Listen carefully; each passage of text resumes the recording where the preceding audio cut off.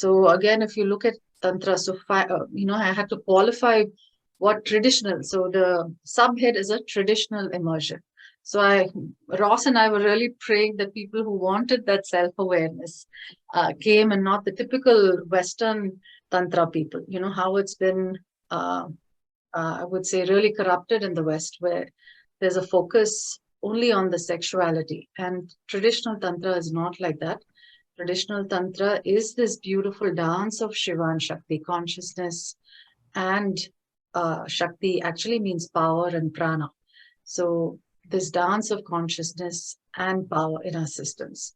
And we want to embody this. Tan itself means body. Anybody who speaks Hindi, like Malti and Vijay, will know that Tan means body. Tra is a tool to hone and transcend the body.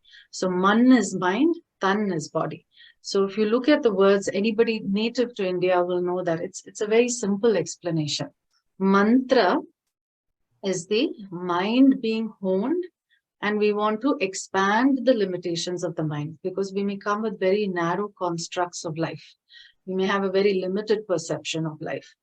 And Sanatana Dharma tells us that we need to expand our perception of life for harmony, for the purpose of harmony.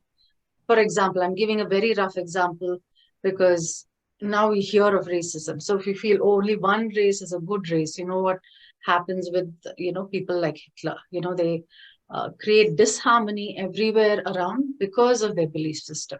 So what mantra does is, of course, it's an extreme example, but in very minor ways, because of our narrow construct, because of our narrow belief system, saying, oh, I'm better, or this is better, we can actually create harm and disharmony in our environment. And mantra actually is the antithesis of it, which releases us from extremely limiting thought patterns that create disharmony.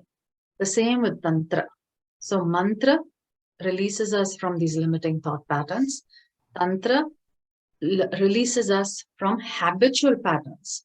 Now, even if the mind wants to let go of something, maybe the body has certain addictions, maybe addiction to sugar, maybe addiction to nicotine, maybe addiction to alcohol, and these things are coping mechanisms. So in Tantra, we're not judging and we're not condemning and not saying, well, this is terrible. We're saying, what is the root cause? Why am I not comfortable with myself to the point I need all these things to escape into? So we look at our escapes. There is this Karuna Sakshi Bhava, this compassionate witnessing, and there is a step-by-step process and tools to refine the body or take the body into sattva. So that's the overview. Of course, there were a lot of other activities, and we had some nature walks and